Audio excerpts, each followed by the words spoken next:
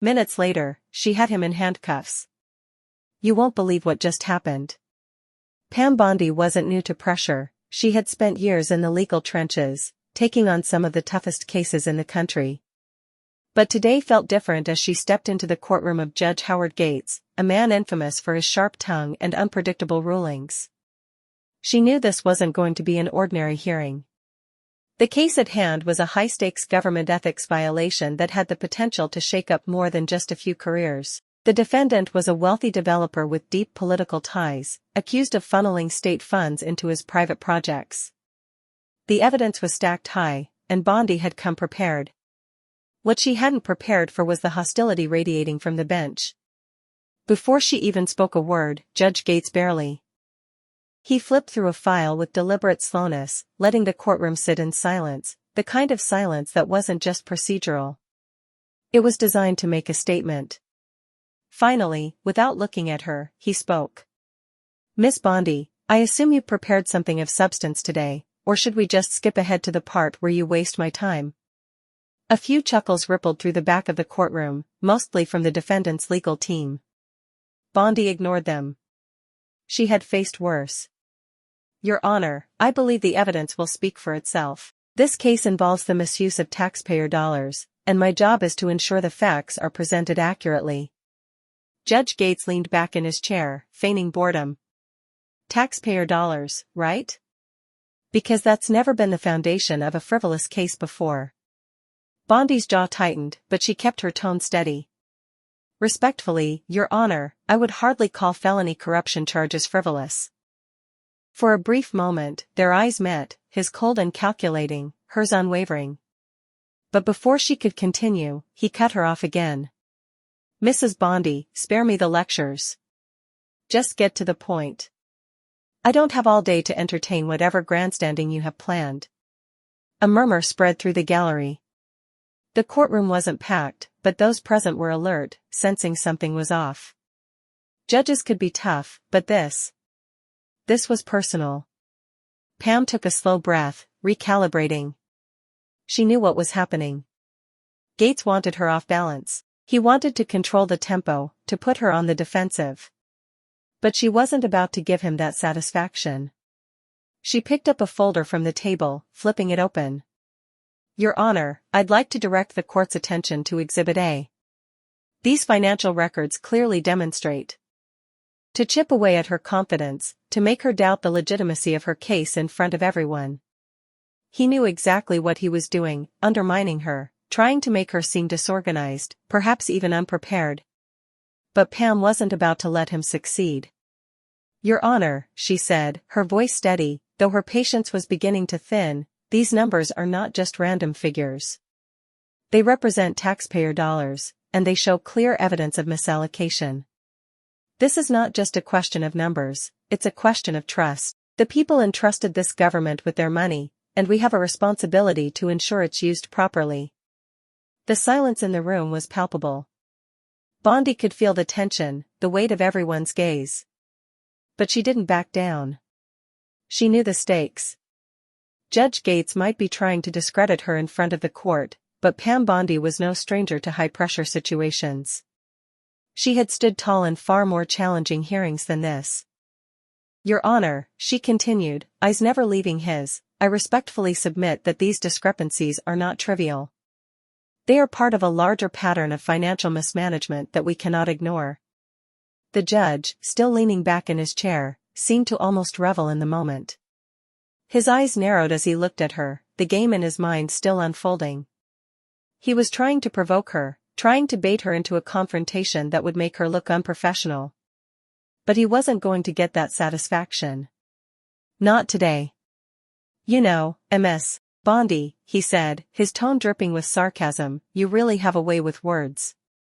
But unfortunately, your case just doesn't seem to hold water." Bondi didn't flinch. Instead, she stood taller, her voice unwavering. "Your Honor, the facts speak for themselves. If you choose to ignore them, that is your decision. But I would ask the court to consider the consequences of ignoring corruption at this level." Her words hung in the air, and for a moment, even Judge Gates seemed to hesitate.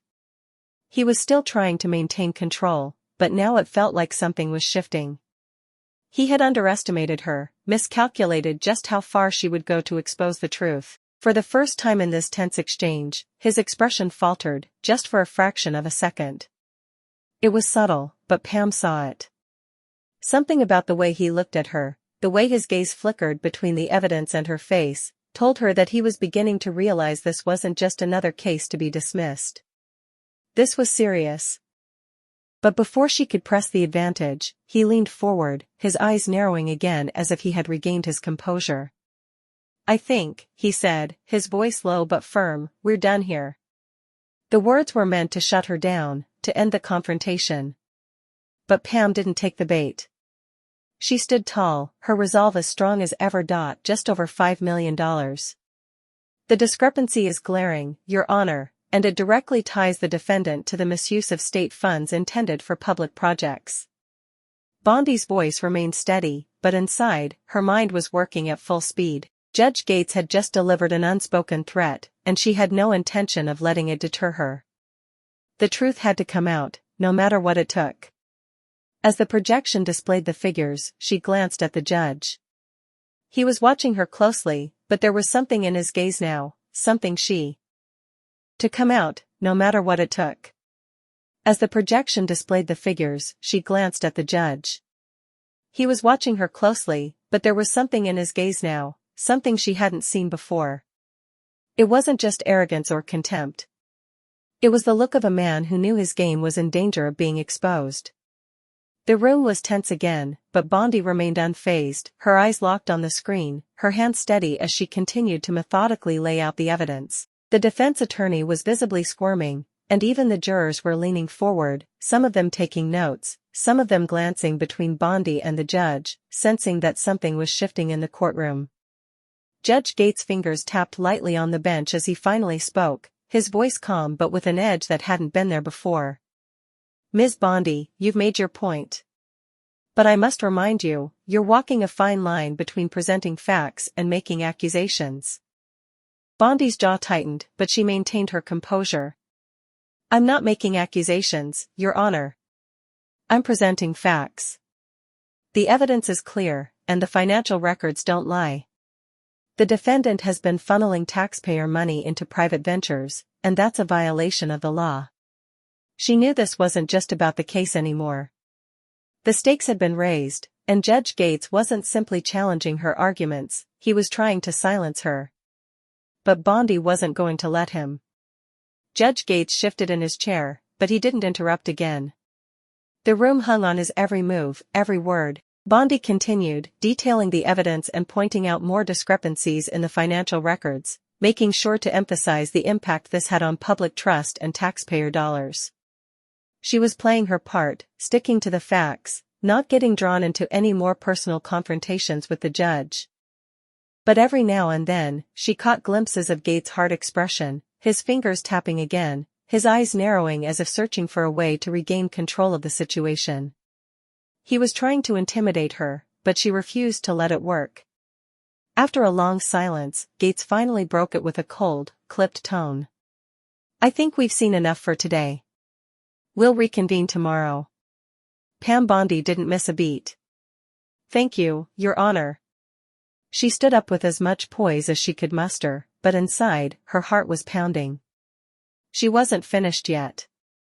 Not by a long shot, that was legally obtained by my office.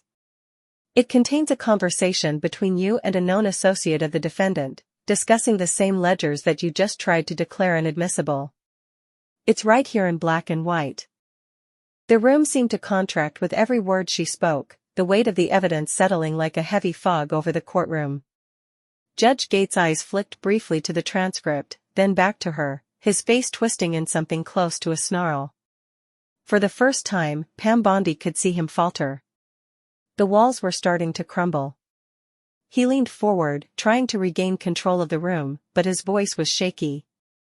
This is a violation of the law. You can't just bring in evidence like this and expect it to hold up in court." Pam didn't flinch. "Your Honor," she said, voice steady but laced with purpose, "I've followed the proper channels. The wiretap is legally admissible, and I'll be happy to present the evidence for review." The question is, what are you so desperate to hide? For a moment, Judge Gates was silent, his eyes flickering with something, fear, maybe anger, but most certainly guilt. His face was no longer the stone mask of the arrogant judge. He was unraveling in front of her, and it was clear that whatever he had tried to protect was now slipping out of his grasp. Bondi continued, her voice cutting through the silence. You can try to dismiss this, but the truth has already been spoken. We both know what's happening here. The only question left is how far you're willing to go to keep it buried. She could feel the eyes of the courtroom on her now, every single person aware that something massive had just shifted. The defense attorney was no longer smirking, his posture now rigid, as if he, too, could feel the ground shifting beneath him. The jury, those carefully selected individuals, watched, their expressions neutral but expectant, as if waiting for the next move in this high-stakes game. Judge Gates' jaw tightened, his knuckles white as his hands clenched the edge of the bench. He knew he was cornered, but he wasn't ready to go down without a fight. You have no right to use these tactics, Gates hissed, the venom in his words dripping with frustration. This is a courtroom, not a circus. Pam didn't let him goad her. She simply sat there, unmoving, her eyes locked onto his. No, Your Honor. This is justice. And justice has a way of cutting through the lies. For a moment, it seemed as if the entire courtroom was holding its breath. Then, finally, Judge Gates made a move. He stood, his hand gripping the bench for support, his face flushed with anger. I will not be intimidated by your cheap tricks. I will not. Gates slammed his gavel onto the bench with a force that echoed through the room. This hearing is over, he repeated, his voice trembling with anger. I will not allow this farce to continue. But his words, laced with fury, fell flat in the face of the overwhelming evidence Bondi had laid out before him. For the first time since she'd entered the courtroom, Judge Gates was the one on the defensive. The weight of the room's collective gaze seemed to press down on him, and the veneer of control he'd maintained for so long cracked wide open. Bondi didn't flinch. She kept her posture steady, her expression unwavering. Your Honor, with all due respect, the evidence has been presented. You can't simply declare it inadmissible because it no longer serves your interests. The defense attorney was now visibly sweating, his earlier smugness replaced by uncertainty. He glanced at his client, the developer whose carefully crafted empire was now teetering on the edge of exposure. It was clear to everyone in the room that the tables had turned, no longer was this a simple case of legal maneuvering. This was personal. This was power. Judge Gates' fingers trembled on the gavel, his face a mixture of fear and frustration. He seemed to be weighing his options, looking toward the exit as if it would offer him an escape. But the walls were closing in on him. The truth was out, and no amount of shouting or gavel banging could make it disappear. Pam Bondi stood, undeterred by his attempts to assert dominance. Your Honor, she said, her voice soft but cutting through the tension in the room, you can end this hearing. You can make threats and dismiss evidence. But you cannot hide the truth. The courtroom was silent, the tension so palpable it could have been touched. Everyone in the room was waiting for Gates to respond, to reclaim control, to somehow salvage the situation. But there was nothing he could say, nothing he could do. His power, built on corruption and manipulation, had crumbled in an instant, exposed for all to see. Motion denied, Judge Gates repeated, his voice strained. But there was no conviction behind it now. He was barely holding on to the facade of authority,